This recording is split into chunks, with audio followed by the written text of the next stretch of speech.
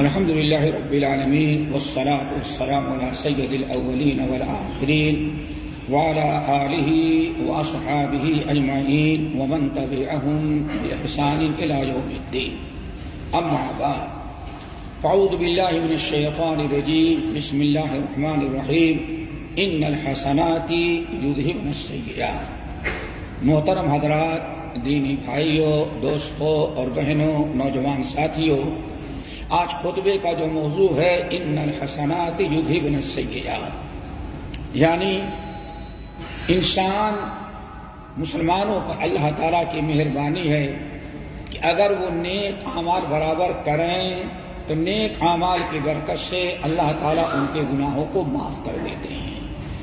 اللہ رب العالمین کی بے شمار نعمتوں میں سے ایک نعمت ہے کہ اس نے ہمارے لیے توبہ، استغفار اور مغفرت اور بخشش کا دروازہ قائم کیا ہے، اور بہت ساری چیزیں ایسی ہیں جن سے انسان کے گناہوں کی مغفرت ہوتی ہے، اللہ تعالیٰ کفارہ سیئات بنا دیتے ہیں، جن میں سے چند چیزوں کا تذکرہ آپ کے خطبے میں ہے۔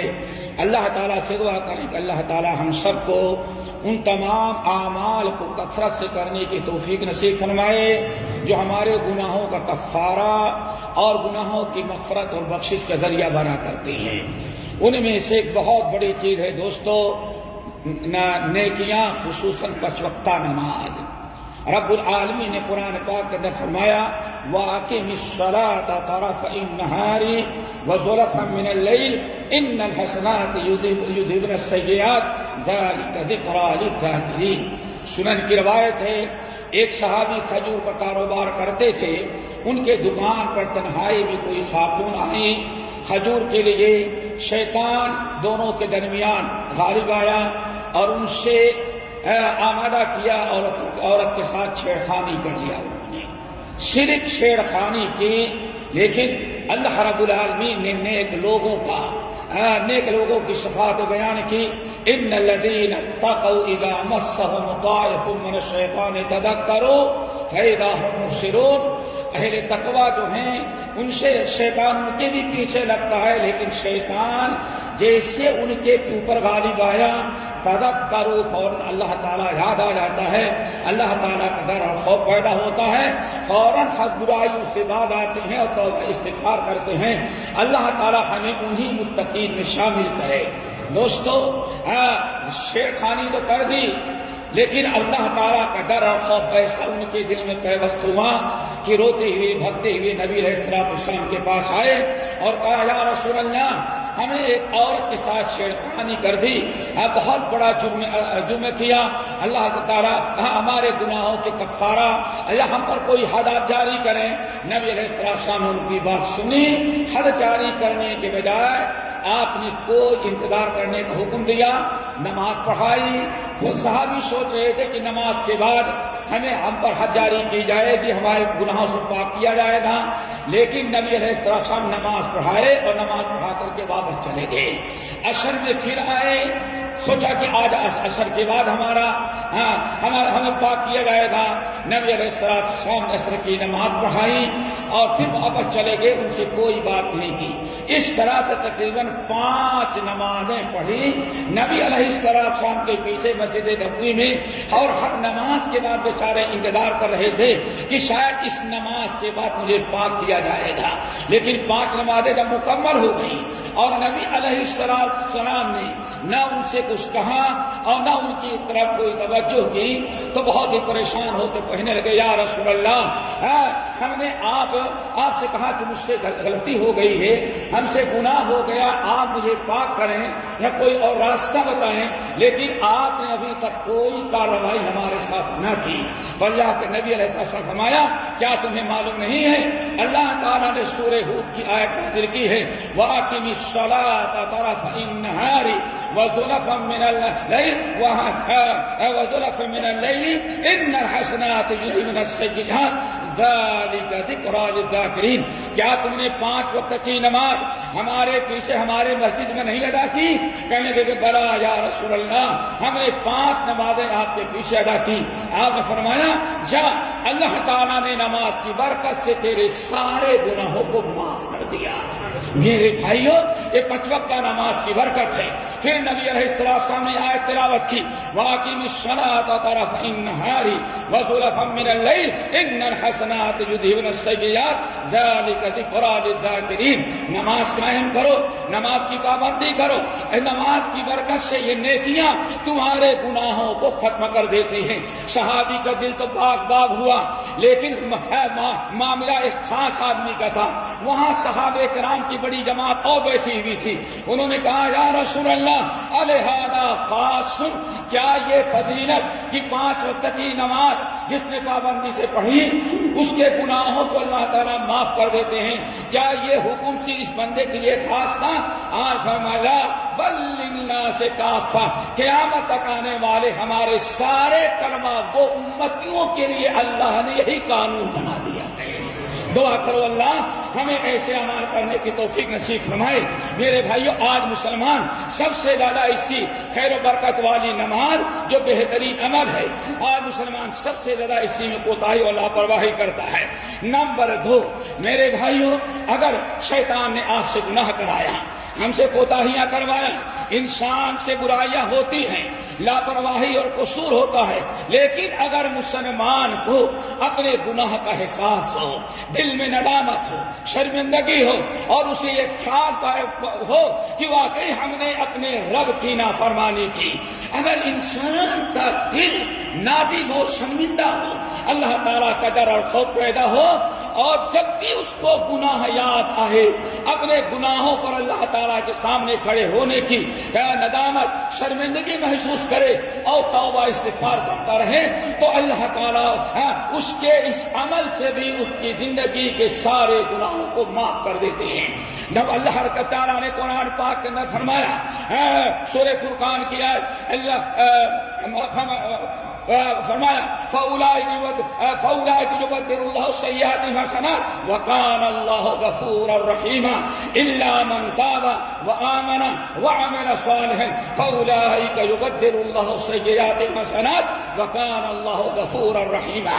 نبی علیہ السلام خطبہ دے رہے ہیں، صحیح مسلم کی روایت، مسند احمد بن حنبل اور سنن کی روایت ہے، ابو ذر غفاری رضی اللہ تعالیٰ عنہ کہتے ہیں ہم نبی علیہ السلام کے سامنے بیٹھے ہوئے تھے، آپ خطبہ دے رہے تھے، اچانک آپ نے ہنسنا شروع کر دیا، اور اتنا آپ زور سے ہنسے کہ آپ کا تلوہ نظر آنے لگا۔ ہم نے کہا یا رسول اللہ آپ خطبے میں کبھی ایسا اتنا زیادہ نہیں ہنستے تھے، کیا وجہ ہے؟ تو اللہ سے فرمایا میں نے میرے رب نے دکھایا ایک بندہ اللہ تعالیٰ سے بحث کر رہا تھا، اس کے بحث پر مجھے ہنسی آ رہی ہے۔ پھر آپ نے پورا قصہ سنایا کہ لوگوں سن لو، انی لعارف آخر رجل یخرج من النار وآخر رجل يدخل الى الجنہ۔ ہمیں سب سے، میرے رب نے ہمیں دکھایا سب سے آخری انسان جو جہنم سے گناہوں کی مغفرت کر کے اللہ تعالیٰ جہنم سے نکالے گا، اور سب سے آخر میں جنت میں جس بندے کو داخل کیا گا میں کرے گا، میرے رب نے مجھے اس کی کیفیت دکھلا دی۔ فرمایا کیا ہوا یا رسول اللہ؟ آپ نے ساتھ فرمایا اس بندے کے زندگی بھر کے گناہ لا کر کے رکھے گئے پیش کے سامنے۔ اللہ رب العالمین فرشتوں سے، اللہ رب العالمین نے فرمایا بندے تو نے اتنا گناہ کیا ہے، اتنا گناہ کیا، اتنی برائیاں کی، بہت سارے پہاڑوں کے برابر گناہ نظر آ رہے ہیں۔ بندہ کہتا ہے الہ العالمین میں نے اتنا گناہ تو نہیں کیا ہے جتنا تو مجھے دکھا رہا ہے۔ پھر عظمت کا کتبہ تھی تو کیا میرے کرامت کاتبین فرشتوں نے تجھ پر ظلم کیا؟ غیروں کا گناہ تیرے نام اعمال میں دیا؟ اللہ میں نہیں بتا سکتا، لیکن میں نے اتنا گناہ نہیں کیا ہے جتنا کرامت کاتبین نے لکھا ہے۔ اللہ رب العالمین جانتا ہے، فرشتوں کو حکم دیا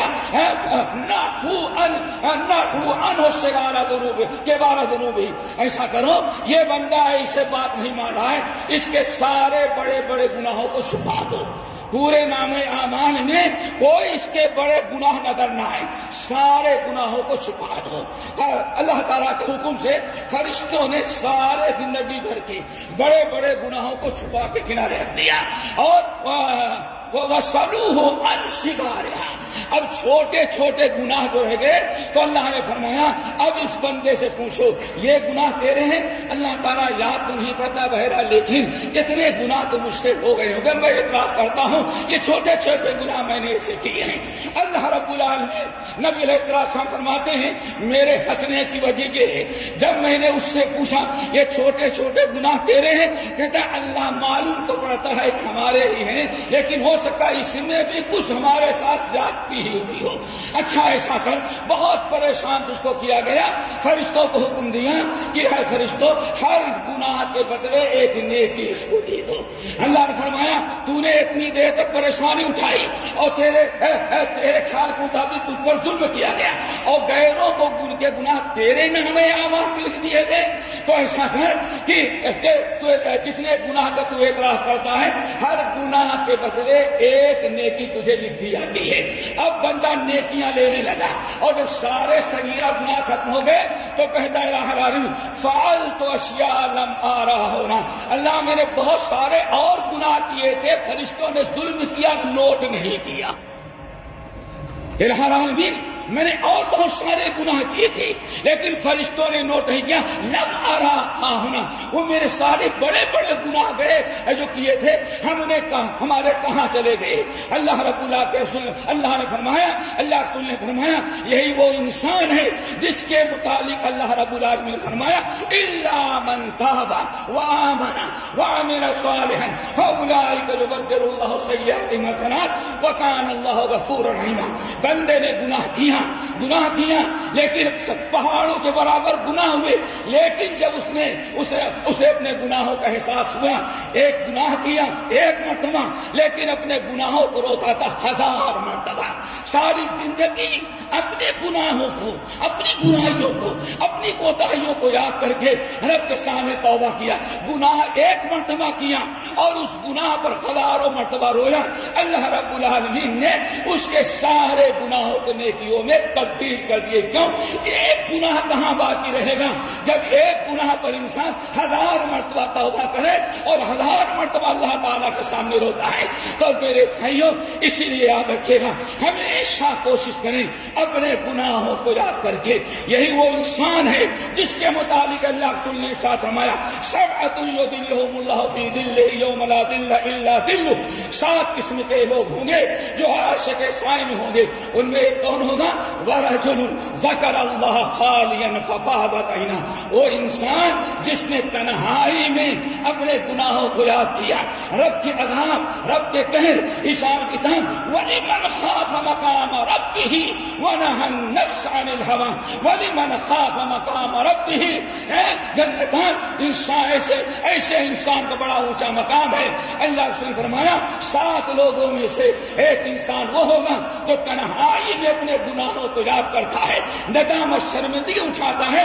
اللہ تعالیٰ گناہوں کو یاد کر کے رونا اللہ کو اتنا پسند ہے، اس کی وجہ سے اللہ تعالیٰ اس کو عرش کے سائے میں رکھے گا. اللہ تعالیٰ سے دعا کرو ہمیں بھی اپنے گناہوں کو یاد کرنے والا بنائے. نمبر 3 میرے بھائی دعا کرو اللہ ہمیں اس کی بھی توفیق نصیب فرمائے. گناہوں کا کفارہ، دینی اجتماعات، جہاں قرآن کا درس، حدیث کا درس ہو، دینی اجتماع ہو، جہاں کتاب و سنت کی باتیں بیان کی جائیں، جہاں شرک و بدعت کو مٹانے کی آپ کو تعلیم دی جائے. ایسی مجلسوں میں شامل ہونا، شریک ہونا یہ بہت بڑی نعمت ہے. اور انہی میں سے بڑی نعمت جمعے کا دن ہے. جمعے کا دن میرے بھائیوں اگر اول وقت آپ چلے آئیں جمعے کے دن آگے بیٹھیں، کوشش کر کے قریب آئیں اور غور خوف کے ساتھ خوب اطمینان کے ساتھ دل لگا کر کے نماز پڑھیں. اگر خطبہ سن لے قریب آ کر کے تو یہ بھی آپ کے زندگی کا کفارہ بن جاتا ہے اور اس سے آپ کی گناہوں کی مغفرت ہو جاتی ہے. سنن کی روایت شداد بن اوس بن معاذ ثابت رضی اللہ تعالیٰ عنہ کا حدیث کہتے ہیں اللہ کے رسول نے ارشاد فرمایا اللہ اکبر من غسل واغتسل وذكر وابتكر ومشى ولم يركب ودنا من الامام واستمع ولم يلغ كان له اجر كاجر سنة اجر صیامها وقیامها او کما قال علیہ الصلوۃ والسلام. سنن کی روایت اور مسانید کی حدیث بسند صحیح منقول ہے. آپ نے ارشاد فرمایا من غسل واغتسل، جو جمعے کے دن غسل کرتا ہے اور اچھی طرح سے غسل کرتا ہے، ایسا نہیں کہ پانی ڈال لیا، خوب رگڑ کر کے صاف ستھرا ہو کر کے جمعے کے لیے اچھی طرح سے غسل کیا. نمبر 2 وبکر وابتکر، اور اول وقت آیا، یہ نہیں دیکھا کہ ہم جائیں تو ہمیں نماز مل جائے گی. وبکر وابتکر، اول وقت مسجد میں آنے کی کوشش کیا. اگر اول وقت مسجد میں آ گیا وابتکر، اور پیچھے بیٹھنے کے بجائے آگے قریب بیٹھا. نمبر 3 ومشى ولم يركب، پیدل چل کے آیا، سواری کا استعمال نہیں کرتا.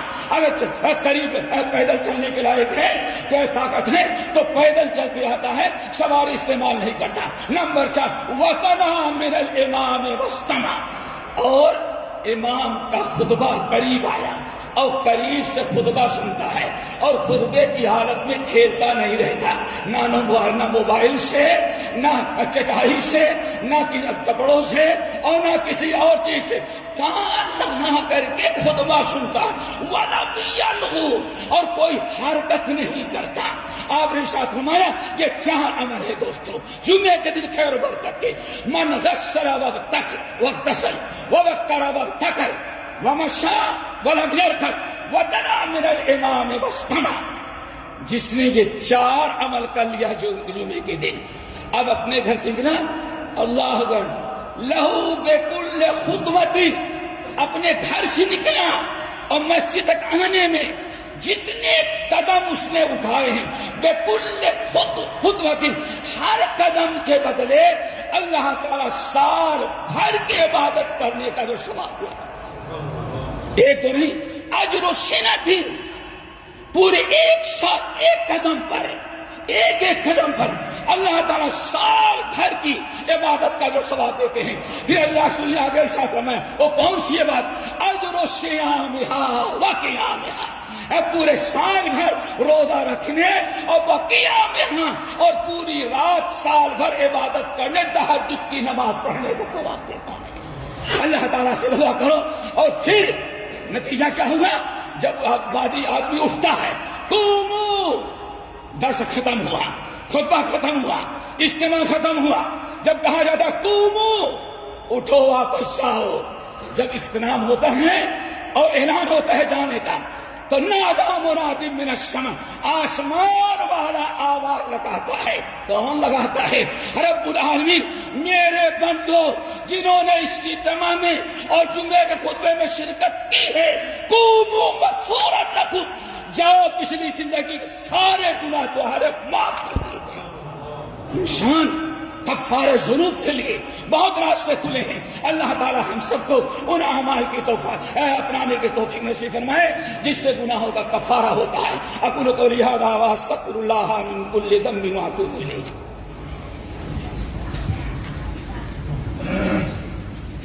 الحمد للہ وکفی وسلام علی عبادہ الذین اصطفی. اما بعد، دوستو، آخری اور چوتھا عمل جو آج کے خطبے میں ہے، جس سے انسان کے گناہ معاف ہو جاتے ہیں، جو کفارہ ہے، جس میں ہم بہت سستی کرتے ہیں. رب العالمین نے فرمایا وَلْيَعْفُوا وَلْيَصْفَحُوا أَلَا تُحِبُّونَ أَن يَغْفِرَ اللَّهُ لَكُمْ.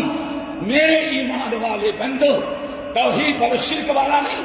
اگر شرک کیا تو کوئی گناہ مشرک کے معاف نہیں ہوتے. اپنے آپ کو شرک سے بچاؤ، بدعت سے بچاؤ، توحید و سنت کے مطابق زندگی گزارو، تو یہ سارے فضائل ہیں. اللہ نے ارشاد فرمایا وَلْيَعْفُوا، ہر جگہ ہر وقت بدلہ ہی نہ لیتے رہو، معاشرے میں ہر ایک سے بدلہ نہ لیتے رہو.